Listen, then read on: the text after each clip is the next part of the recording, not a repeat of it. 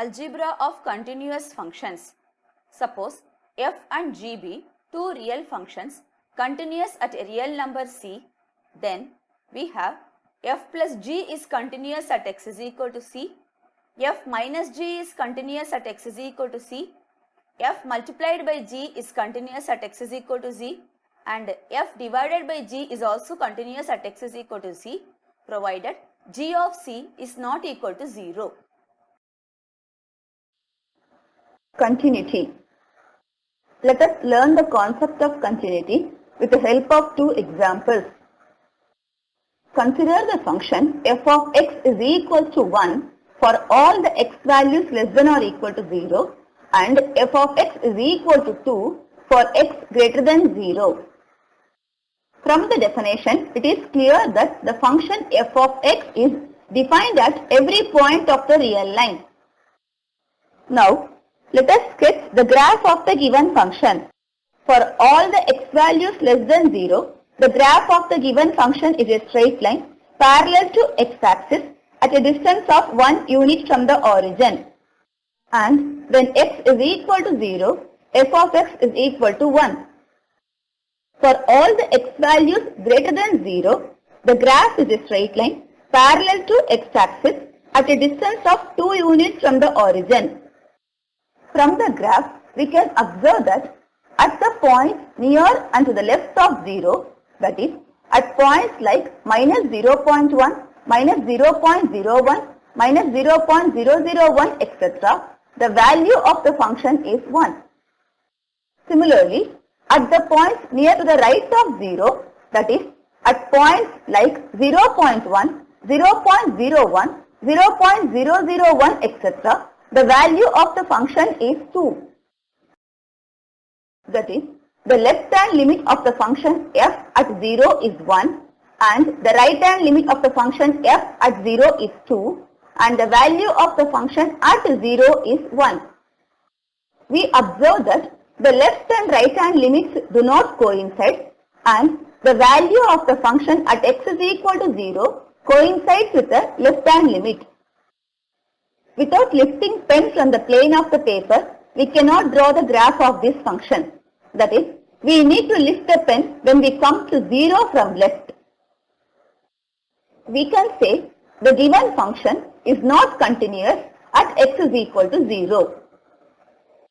Now, consider another example. The function f of x is equal to 1 if x is not equal to 0 and the function f of x is equal to 2 for x is equal to 0. Now, this function is also defined at every point of the real line.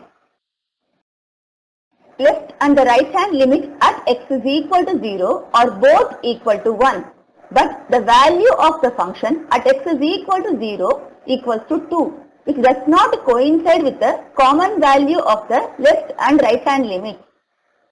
For this graph also, we note that we cannot draw the graph of the function without lifting the pen.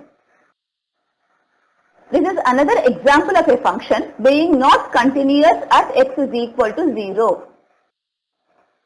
Now, let us give the definition for the continuous function. A function is continuous at x is equal to c if the function is defined at x is equal to c and if the value of the function at x is equal to c equals the limit of the function at x is equal to c. If f is not continuous at c, we say f is discontinuous at c and c is called a point of discontinuity of f.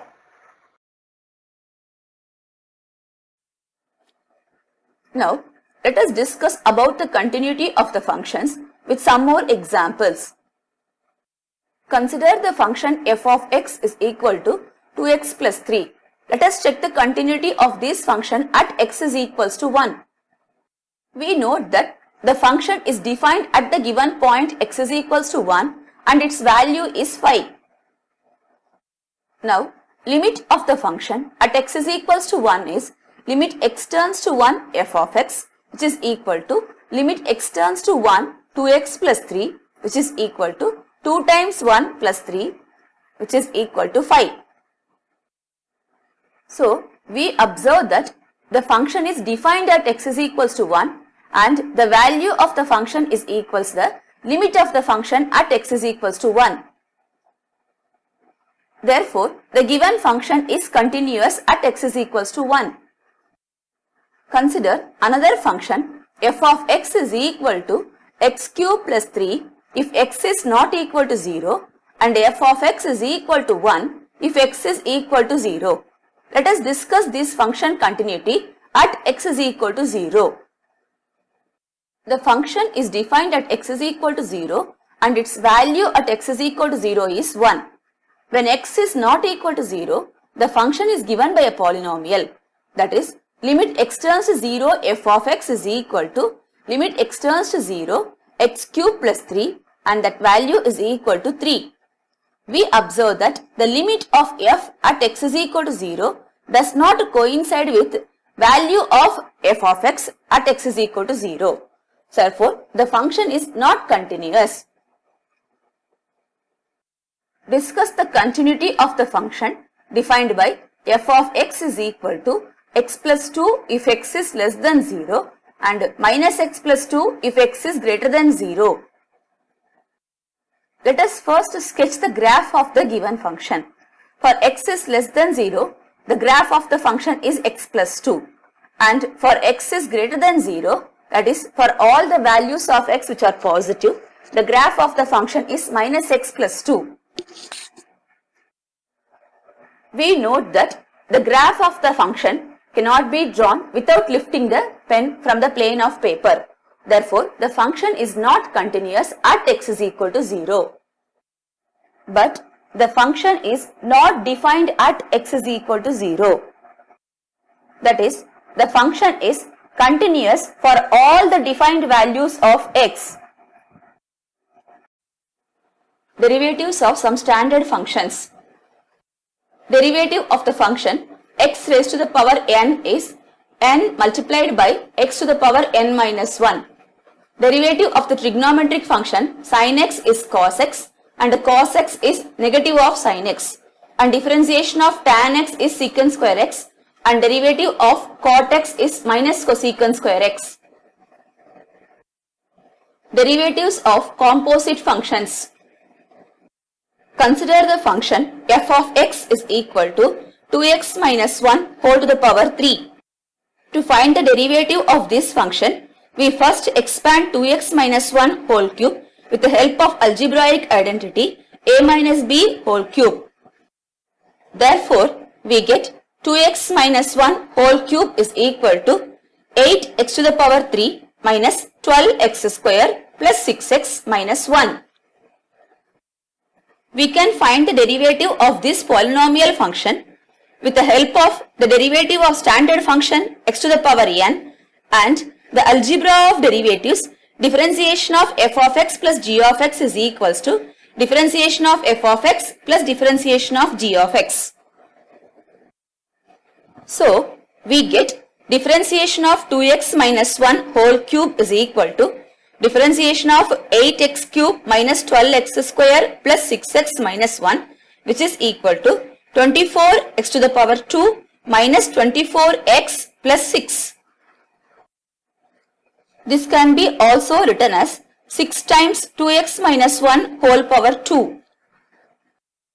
Now, the given function f of x is equals to 2x minus 1 whole power 3 can be written as f of x is equals to h composition g of x, where g of x is 2x minus 1 and h of x is x to the power 3. Let the function g of x is equal to 2x minus 1 as t.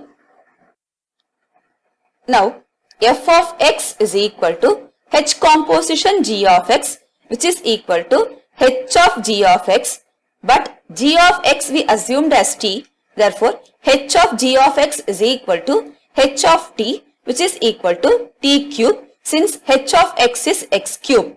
Therefore, we get f of x is equal to t cube.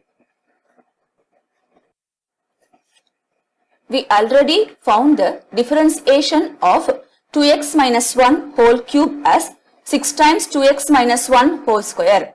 This can be written as 3 times of 2x minus 1 whole square into 2. We assumed 2x minus 1 as t. Therefore, 3 times 2x minus 1 whole square into 2 can be written as 3t square into 2. Now, h of t is equal to t cube. Therefore, differentiation of h with respect to t is 3t square. And t is nothing but 2x minus 1. Therefore, differentiation of t with respect to x is 2. Therefore, we can write derivative of f with respect to x, that is df by dx is equal to 3t square into 2 as differentiation of h with respect to t multiplied by dt by dx, that is dh by dt into dt by dx. Now, we define the derivative of composite function. Let f be a real valued function which is a composite of two functions u and v, that is f is equal to v composition u. Suppose t is equal to u of x, and if both dt by dx and dv by dx exist, we have df by dx is equal to dv by dt into dt by dx. This is known as chain rule. Chain rule may be extended as follows. Suppose f is a real valued function which is a composite of three functions, say u, v and w. That is, f is equal to w composition u composition v.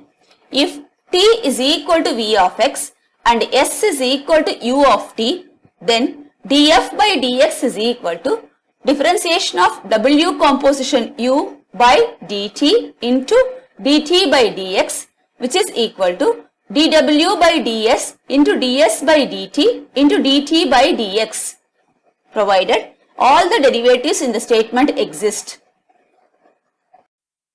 Derivatives of implicit functions. What is implicit function? For example, consider two types of relationship between x and y. X plus y plus pi equal to 0. X plus cos xy minus y equal to 0.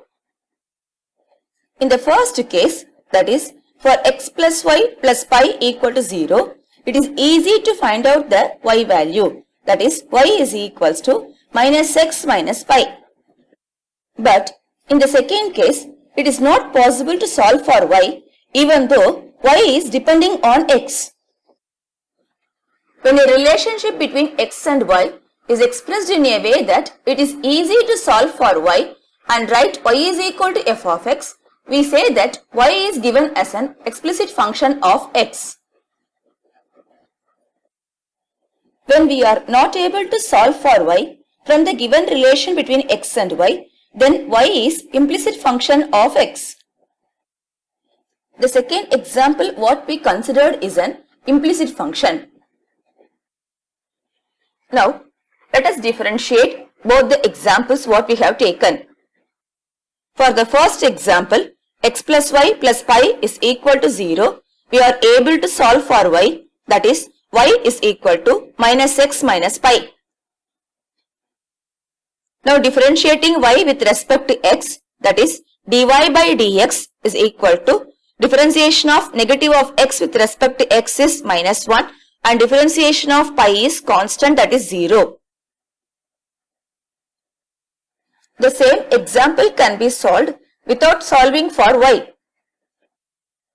That is, differentiation of x plus y plus pi can be evaluated with the help of algebra of differentiation. So, we get 1 plus dy by dx is equal to 0, which is nothing but differentiation of y with respect to x is minus 1. In both the methods, we get the same result. Now, for the second example, as it is an implicit function, that is, we are not able to solve for y, we have to find the differentiation only by the second method. Rearranging the terms, we get x plus cos xy is equal to y. Differentiating both the sides with respect to x, we get d by dx of x plus cos xy is equal to dy by dx. Differentiation of x with respect to x is 1. Now, the differentiation of cos xy with respect to x can be evaluated with the help of chain rule. That is, d by dx of cos xy is equal to negative of sin xy into differentiation of xy. Now, the differentiation of xy can be done with the help of product rule. So, we get differentiation of cos xy as negative of sin xy into x into dy by dx plus y.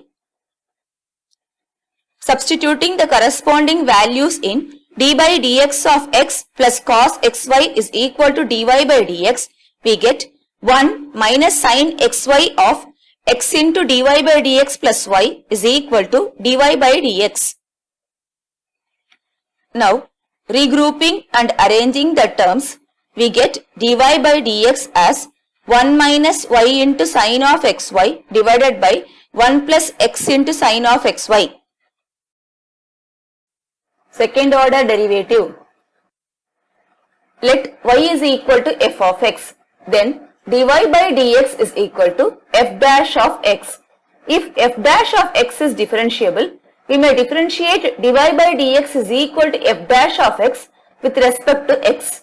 Then we get d by dx of dy by dx, which is called the second derivative of y with respect to x, and it is denoted by d square y by dx squared.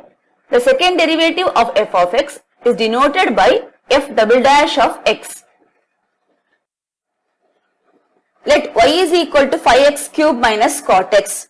Then, differentiating y with respect to x, we get dy by dx is equal to 15x square minus cosecant square x. Therefore, dy by dx is equal to 15x square plus cosecant square x.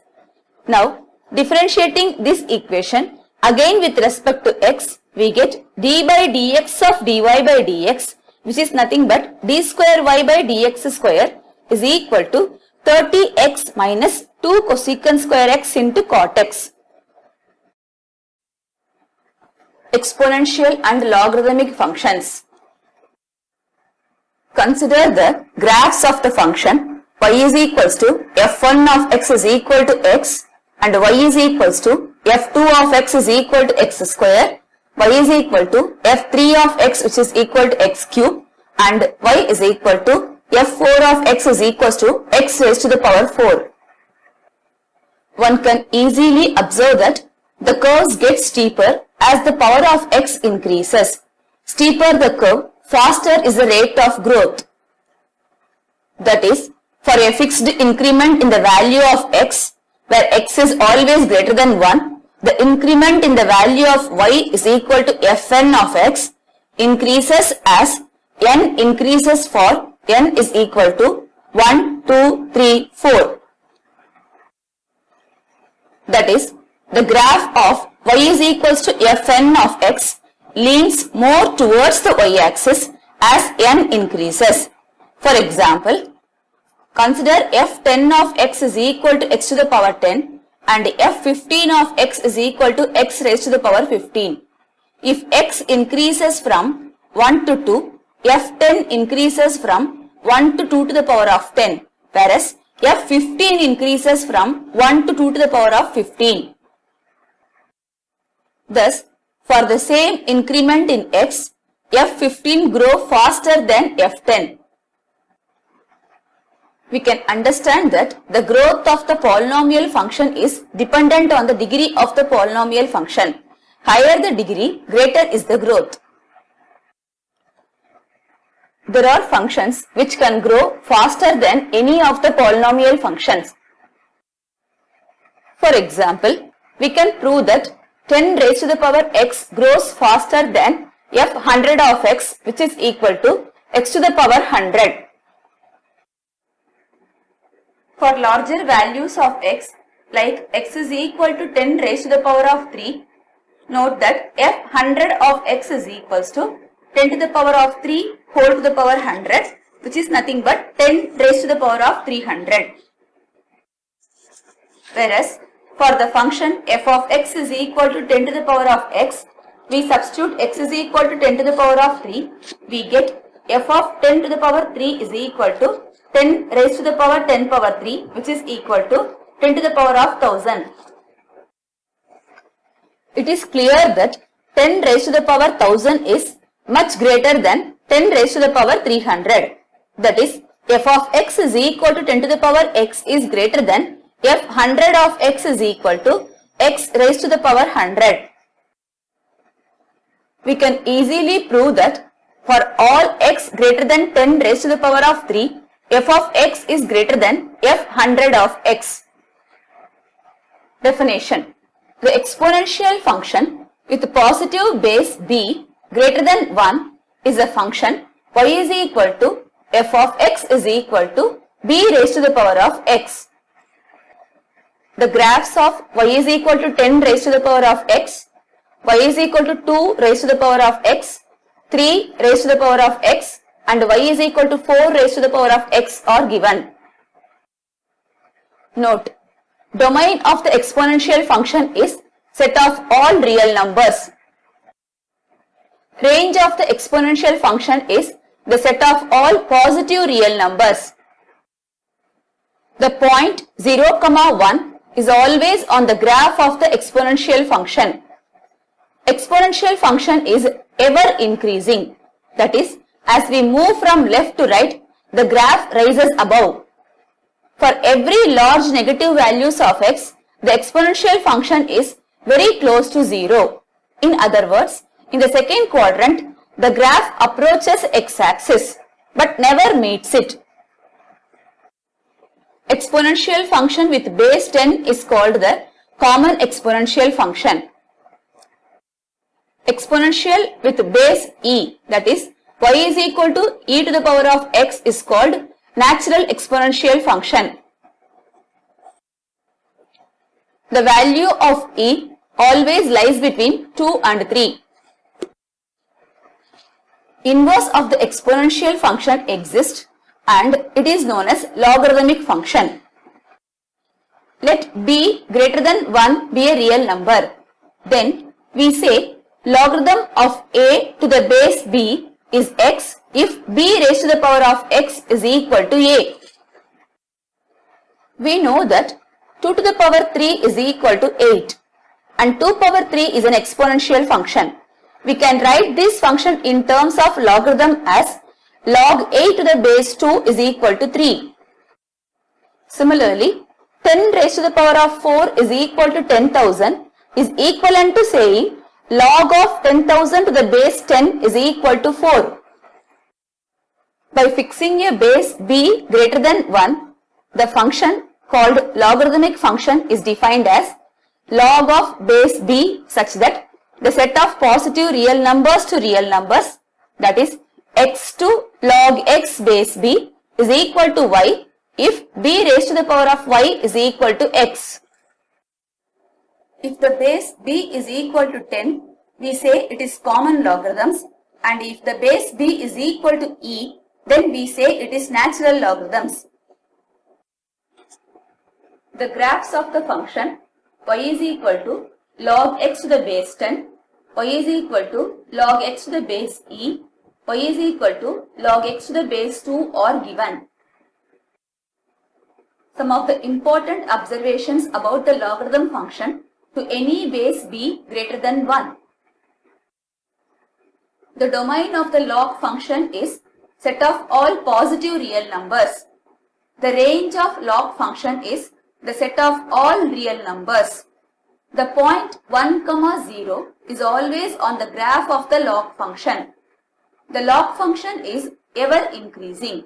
That is, as we move from left to right, the graph rises above. For x very near to 0, the value of log x can be made lesser than any given real number. In other words, in the fourth quadrant, the graph approaches y-axis but never meets it. The graphs of y is equal to e to the power of x and y is equal to log x to the base e are the mirror images of each other reflected in the line y is equal to x. Properties of log functions. Let log p to the base a is equal to alpha, log p to the base b is equal to beta, and log a to the base b is equal to gamma. Converting these logarithmic functions into exponential function, we get a raised to the power of alpha is equal to p, b raised to the power of beta is equal to p, and b raised to the power of gamma is equal to a. Now, substituting a is equal to b to the power of gamma in a power alpha is equal to p, we get b to the power gamma the whole power alpha is equal to p. That is, b raised to the power of gamma into alpha is equal to p. Now, equating b to the power beta is equal to p and b raised to the power of gamma into alpha is equal to p, we get b raised to the power of beta is equal to b raised to the power of gamma into alpha. As the bases are equal, we can equate the powers. That is, beta is equal to gamma into alpha, or alpha is equals to beta divided by gamma. But alpha is equal to log p to the base a, beta is equals to log p to the base b, and gamma is equal to log a to the base b. Therefore, we get log p to the base a can be written as log p to the base b divided by log a to the base b. Property 2. Let log pq to the base b is equal to alpha. Then, converting this into exponential function, we get b to the power alpha is equal to pq. Similarly, if log p to the base b is equal to beta, implies b to the power beta is equal to p, and log q to the base b is equal to gamma implies b to the power gamma is equal to q. Substituting pq values in b power alpha is equal to pq, we get b power alpha is equal to pq is equal to b power beta into b to the power of gamma, which is nothing but b raised to the power of beta plus gamma. Now the bases are equal, we can equate the powers, therefore we get alpha is equal to beta plus gamma. That is, log pq to the base b is equal to log p to the base b plus log q to the base b. When we substitute p is equal to q in the above equation, we get log p square to the base b is equal to 2 log p to the base b. In general, we can write log p to the power n base b is equal to n log p to the base b. Similarly, we can prove log x divided by y to the base b is equal to log x to the base b minus log y to the base b. Let us verify an important result. Is it true that x is equal to e raised to the power log x for all real x? The domain of log function is set of all positive real numbers. So, the given equation is not true for non-positive real numbers. Now, let y is equal to e raised to the power log x. If y is greater than 0, we may take logarithm which gives us log y is equal to log e raised to the power log x. With the help of log a power m is equal to m log a property, we can write log of e raised to the power log x as log x into log e. Now, log e to the base e value is 1. Therefore, we get log y is equal to log x, that is y is equal to x. Hence, x is equal to e raised to the power of log x is true only for positive values of x. Rolle's theorem. Let the function f from closed interval a comma b to set of real number r be continuous on closed interval a comma b and differentiable on open interval a comma b such that f of a is equal to f of b, where a and b are some real numbers. then there exists some c in open interval a comma b such that f dash of c is equal to 0.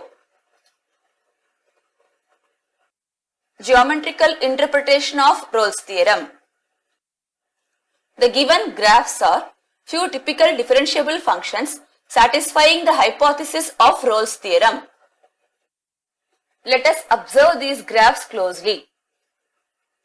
We can easily note that the graphs are continuous in the closed interval a comma b and differentiable in the open interval a comma b, and f of a is equal to f of b. We can easily observe that there exists at least one point C in between A and B. At that point, the tangent to the curve is parallel to x-axis.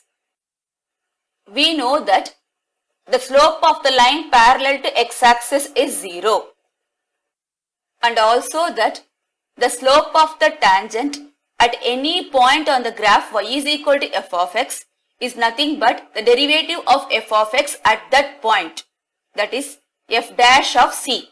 So here f dash of c is equal to 0. Mean value theorem.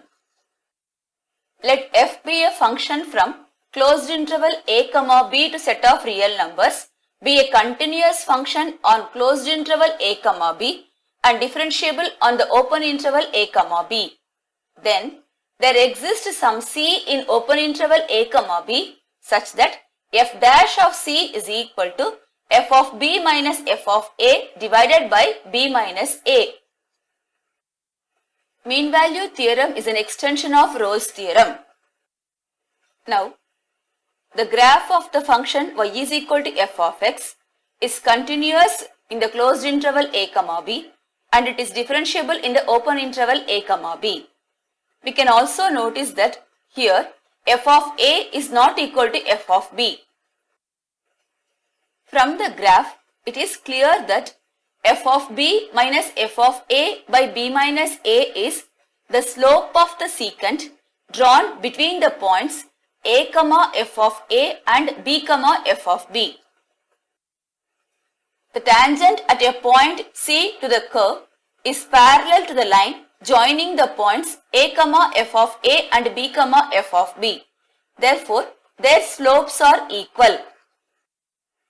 We also know that the slope of the tangent to the curve y is equal to f of x at c comma f of c is nothing but f dash of c. Therefore, the mean value theorem states that there is a point C in open interval a comma b such that the slope of the tangent at c comma f of c is same as the slope of the secant between a comma f of e and b comma f of b. In other words, there is a point C in open interval a comma b such that the tangent at c comma f of c is parallel to the secant between a comma f of a and b comma f of b.